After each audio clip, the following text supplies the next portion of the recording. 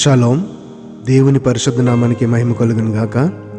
మన ప్రభువును రక్షకుడైన యేసుక్రీస్తు యెషువా మెస్సీయ నామములో ఆత్మీయులైన మీ అందరికీ నా హృదయపూర్వక వందనాలు, ఉదయకాలపు శుభాలు తెలియజేస్తున్నాను. యోబు గ్రంథము 11వ అధ్యాయము 15వ వచనంలో తండ్రి అయిన దేవుడు ఈరోజు ఒక చక్కని మాట ద్వారా మనతో మాట్లాడుచున్నాడు.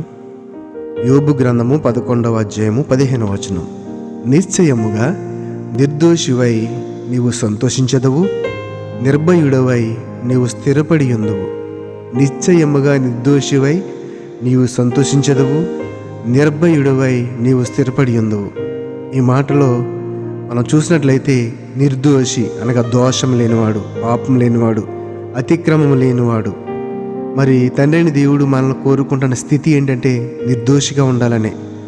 పాపంతో దోషంలో ఉండాలని కాదు, పాపిగా పిలువబడాలని కాదు. మనం నిర్దోషులుగా పవిత్రమైన పరిశుద్ధమైన హృదయంతో, విరిగి నలిగిన హృదయంతో ఆయన సన్నిధికి అప్పగించబడాలనేది ఆయన చిత్తము.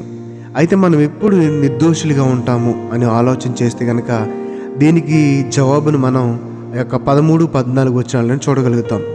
మనము నిర్దోషులుగా ఎప్పుడు ఉండగలమంటే, నీవు నీ మనస్సును తిన్నగా నిలిపిన ఎడలా, నీ చేతులు ఆయన వైపు చాపిన ఎడలా, పాపము నీ చేతుల నుండి చూచి నీవు దాన్ని విడిచిన ఎడలా, నీ గుడారములలో నుండి దుర్మార్గత నీవు కొట్టివేసిన ఎడలా, నిశ్చయముగా నిర్దోషివై నీవు సంతోషించదవు, నిర్భయుడివై నీవు స్థిరపడి ఉందువు. అది మాట. నిర్దోషత్వం అంటే మన మనసును దేవుని మీద నిలిపి ఉంచటం.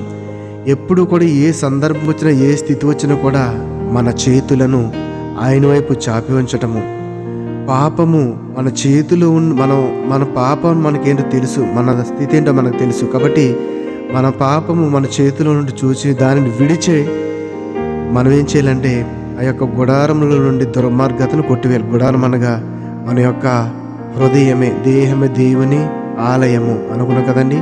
కాబట్టి మన హృదయమని ఆ గుడారములోంచి దుర్మార్గతను తీసేసి శాంతిని, సమాధానం, ప్రేమను మనం నింపుకున్నట్లయితే, ఎదుటి మనిషి మీద ఎప్పుడు కూడా ఆ యొక్క శాంత స్వభావమును కలిగి ఉన్నట్లయితే ఖచ్చితంగా మనము నిర్దోషులుగా ఉండగలుగుతాము. కాబట్టి తండ్రి అయిన దేవుడు మనం కోరుకుంటున్నట్లుగా మనం అందరం కూడా నిర్దోషులుగా ఉండాలి. మనం నిర్దోషులుగా ఉంటేనే స్థిరపడగలుగుతాము, ఆయన సన్నిధిని అనుభవించగలుగుతాము. కాబట్టి మన యొక్క మనసును తండ్రి అయిన దేవుని మీద, ఆయన కుమారుడైన యెషువా మెస్సీయ మీద కేంద్రీకరిస్తూ ఎప్పుడూ కూడా ఎలా కేంద్రీకరించాలంటే మరి ప్రార్థన ద్వారా, పాటల ద్వారా, వాక్యము ద్వారా, ఆరాధన ద్వారా, సాక్ష్యము చెప్పడం ద్వారా, అంటే దేవుని సన్నిధిలో మనం చేస్తున్న ఈ క్రియలన్నీ కూడా ఎలా ఉండాలంటే మన మనసును దేవుని మీద కేంద్రీకరించేవిగా ఉండాలి. కాబట్టి నా ప్రియమైన సహోదరి సహోదరులరా, మన యొక్క జీవితంలో ప్రార్థన అనేది దేవునితో సహవాసమే.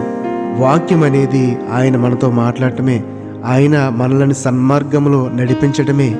కాబట్టి ఈ యొక్క స్తుతి ఆరాధన అనేది తండ్రి అయిన దేవుడు మనకిస్తున్న ఆ మేలును బట్టి, దీవెనలను బట్టి ఆయనకి కృతజ్ఞత స్తుతులు చెల్లించడమే. ఇలాగా ఎప్పుడూ కూడా మన మనస్సును ఆయన వైపు కేంద్రీకరించి ఉన్నట్లయితే మరి పాపం వైపు, ఈ లోకాశల వైపు వెళ్ళే అవకాశం ఉండదు కదండి.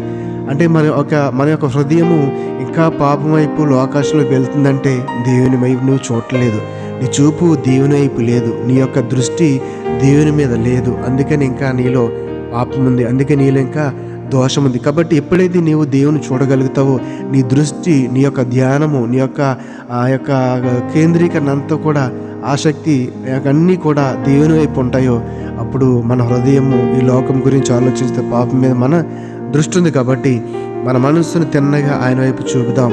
ప్రతి కష్టంలో, నష్టంలో, శోధనలో, వేదనలో మన చేతులు ఆయన వైపు చాపి ఆయన అడుగుతాం, ప్రభు నాకు సహాయం చేయండి అని. మన హృదయంలో పాపం ఉంటే కనుక దానిని విడిద్దాం. మన యొక్క హృదయం అనే గుడారంలో దుర్మార్గత అనేది, దుష్టత్వం అనేది, పాపం అనేది, చీకటి అనేది ఉంటే కనుక దానిని కాల్చివేసి, తీసివేసి ఆ యొక్క జీవపు వెలుగుతో నింపుదాం. అప్పుడు ఖచ్చితంగా మనము దేవుని దృష్టిలో నిర్దోషులుగా ఉండగలుగుతాము. దేవుడు ఖచ్చితంగా మనల్ని స్థిరపరిచి, బలపరిచి ఆయన యొక్క పరలోక రాజ్యపు గుంపులో తండ్రి కుడిపార్శ్వను కూర్చునే ఆ యొక్క అద్భుతమైన అవకాశాన్ని దేవుడు మనకి ఇస్తాడు. కాబట్టి మనమందరం కూడా అల్లా వేళలు ఎప్పుడు కూడా మనల్ని మనం గమనించుకుంటూ, మనల్ని మనం మోటివేట్ చేసుకుంటూ, మనకి కౌన్సిలింగ్ ఇచ్చుకుంటూ, నేను పాపంలో ఉన్నానా, దేవుని వైపు చూస్తున్నాను, నేను పాపంలో ఉన్నానా, దేవుని వైపు చూస్తున్నానే ఆలోచన కలిగి ఉన్నట్లయితే మనం ఖచ్చితంగా ఆ యొక్క పాపం నుండి, ఆ లోకాశం నుండి విడుదల పొంది దేవుని యొక్క జీవపు వెలుగులో మనం నడవగలుగుతాము. అటువంటి కృప దేవాదేవుడు మనందరికీ దయచేయునుగాక. నిర్దోషులుగా మనలందరినీ స్థిరపరిచి బలపరచునుగాక. ఆమేన్, ఆమేన్.